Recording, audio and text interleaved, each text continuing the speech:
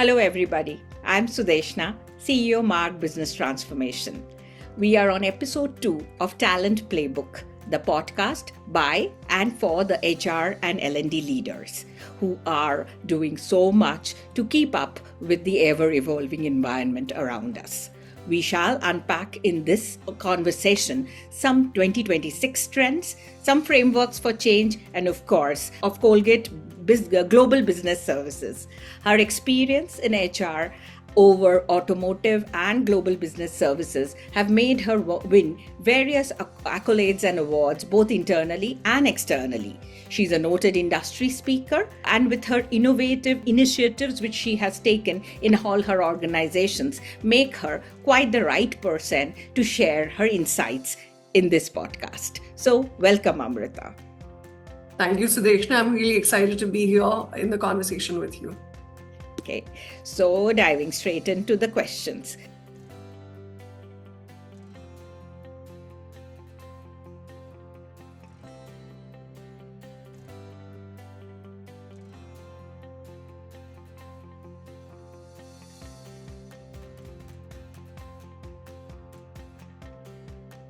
So cutting right through the noise, just give us 2 or 3 you see trends which you feel will redefine the workplace of the future, or as we say, the talent management portion of 2026. So that's a very interesting question, Sudeshna. First off, I think for 2026, 2025 was mostly about AI, right? It was beaten to death. So I think for me personally, 2 emerging trends that will really rule the roost. First is that AI will solely penetrate into the entire hiring process. It'll make recruitment faster and more transparent. So it's pretty interesting actually. Today it looks like job seekers are finally warming up to the idea of AI in the hiring process, and it's projected to really amp up or be the norm by 2026. Right now, employers are mostly using AI to sort of sift through the zillions of resume that they get for a job, and primarily getting AI to evaluate those candidates who are the right pick. So that is where AI has really sort of gone to the entire foray in 2025. But 2026, it will sort of embed in the workflow is what I think.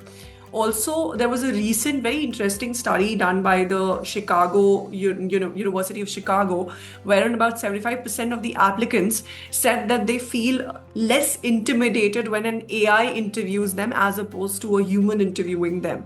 So so that's really happened. Plus, the study also showed that the AI-assisted process actually led to more job offers and conversions and better retention. So while a human still makes the final call, but AI is a really good embed in the entire process to make it more efficient.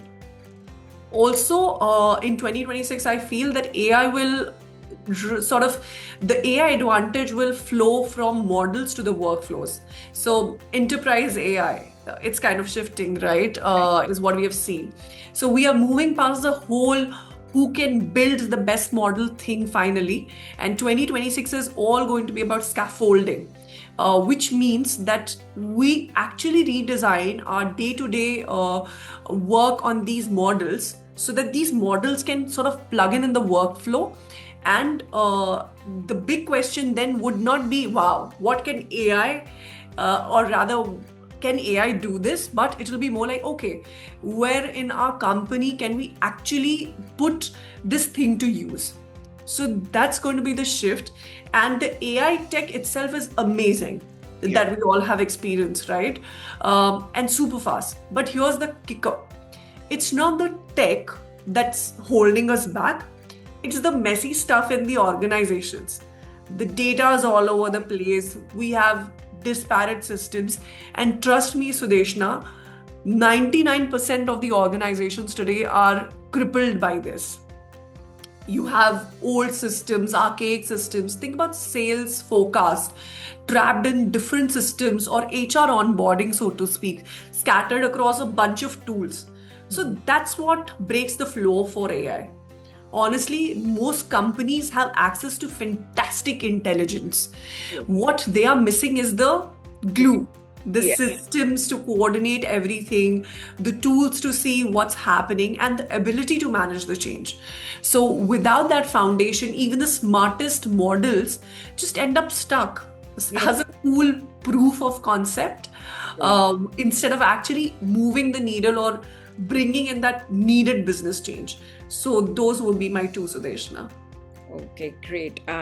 Like listening to you only like is making me feel that to do this right, the number of changes the organization has to go through. So I think the word change has always been a constant, but the waves and the manner in which it is happening today was unparalleled, I feel.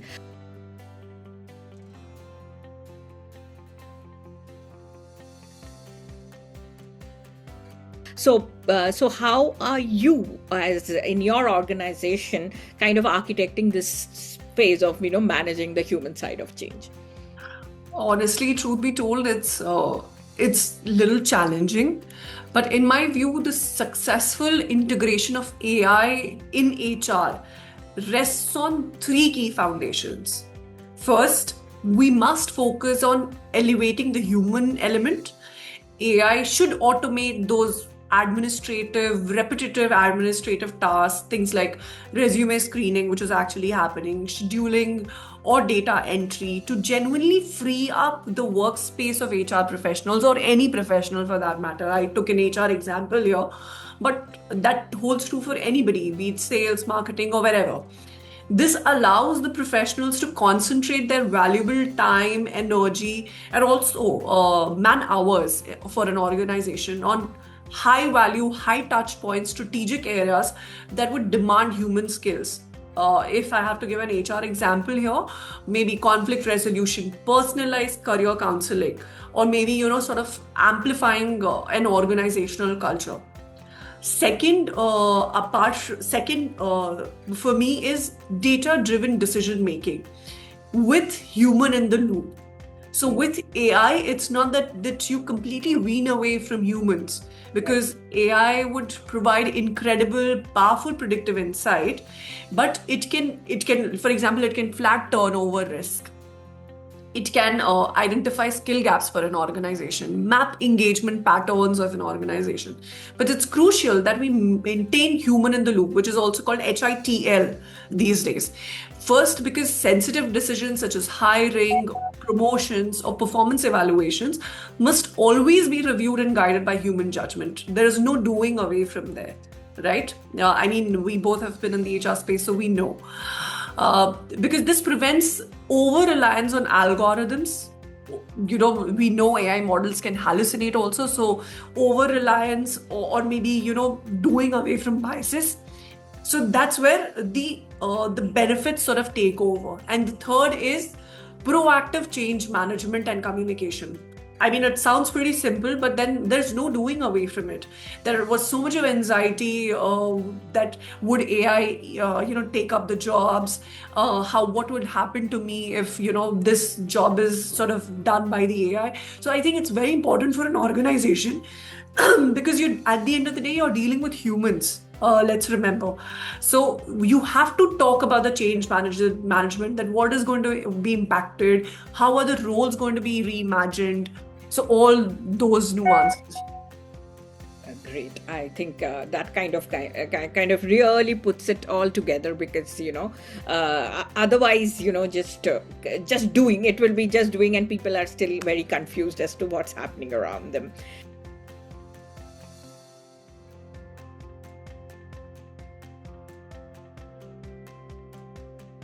Since you lead learning, I think this will be very close to your heart, in the sense of, do you see learning? I understand AI's presence brings in, but how are you addressing the way learning has to be kind of done, the approach and strategies towards that? Okay. That's again a very close to my heart kind of a question that you've asked there, Sudeshna. So I think in 2025 we've seen a radical shift in the HR learning process, and I think as an industry we have truly moved beyond those periodic, simple training events, and wherein we are doing a classroom-led model. But today we are operating within a continuously deeply AI integrated ecosystem, so to speak. HR roles have to evolve, or rather are evolving as capability strategists, if I have to say so, wherein you are leveraging AI to personalize, deliver, most importantly, measure the learning impact in real time, which is because that's where the real change is happening. So if I have to discuss a couple of major shifts, those would be three for me. So first shift is skill-centric architecture is what we are moving towards. So necessarily we are dismantling rigid job descriptions. Our focus is purely skill-based. AI platforms are conducting real-time skill mapping to proactively identify future gaps. And skills are now the internal currency of an organization, which is far more valuable than the traditional degree approach that organizations used to take. Yep. Second, for me, would be that industry is moving to hyper personalization. Now, earlier organizations had traditional 9 box, and the leaders and the managers had to rate and force fit employees into the different boxes that we had in the talent planning process. But today, I think in the world of hyper personalization, every employee will sooner or later will have access to personalized AI coaches. Personalized AI tutors, wherein they will help them manage their career trajectory of sorts. And third, a major shift that I feel is that learning is not disparate, or it's not a standalone siloed bit, but it's embedded in the workflow. Yes.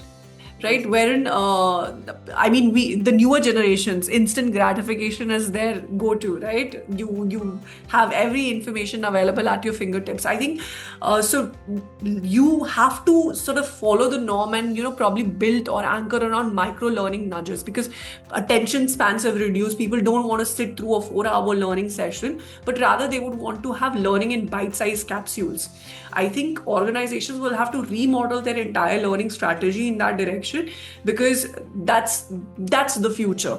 And if you're stuck to your archaic ways, it's not going to stay for long. So those are the three for me, Sudeshna. Yeah, I think you covered the what, why, how, and all the very, very, very, very, very nicely.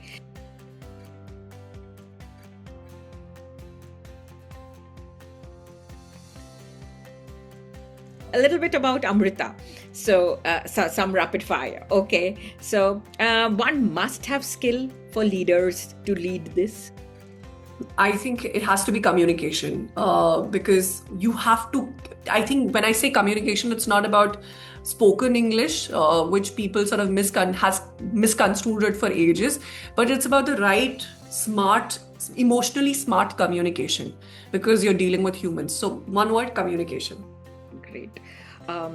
One toughest belief for you to unlearn, because so many changes around. I think it's self-worth. I think it's one of the toughest beliefs to overcome over a period of time. Well said. Okay, if this is a lighter note, on a lighter note, if culture had a smell, what it would be? So I think oud, O-U-D, oud. It has a very woody, musky, complex kind of a smell, and it means different things for different people. So I think for me, if culture had a smell, it will be oud. And I think it is like back to the roots, back, back to the roots kind of thing, yes. The thing. Nice one. What do you think currently is your biggest time waster? I love it, but it Netflix binge. Okay. Yeah. Okay, they have done their AI bit very well, I think. I know. Hook you with those first 20 seconds, don't they? Yeah. So, a book you are reading. So it's my comfort book, Sudeshna, The Power of Your Subconscious Mind. I've been reading it since I was in 10th standard, and it's much more than 10 years from there. It's like it's at my bedstand whenever I feel differently or I'm feeling negatively about things. I just flip the pages of the book. It really re-anchors me. So I think it's a must-have for anybody. Wow. I think from AI to this culture smell and this, you have given a kind of a good flavor of what HR needs to be in the strategy space.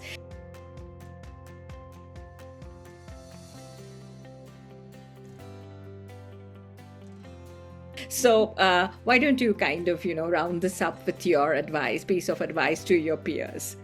So I think most dispensable for anybody, Sudeshna, beat you, beat me, in the coming years is to master the human AI handshake.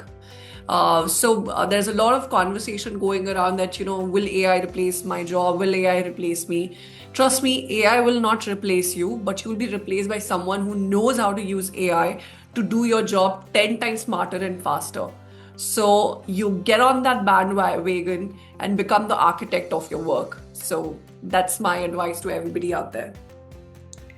So after that advice, all I can say is today, to recap, I think one word which you used is coming again to my mind is scaffolding. I think that was a kind of a nice way to put it, that, the 2025 saw the POCs happening, but you will see the scale happening in 2026, where you would actually see the benefits of AI coming out. And for that, we need to kind of make those shifts, use our time in the right ways, and that point of getting those skills in the right place in the right time.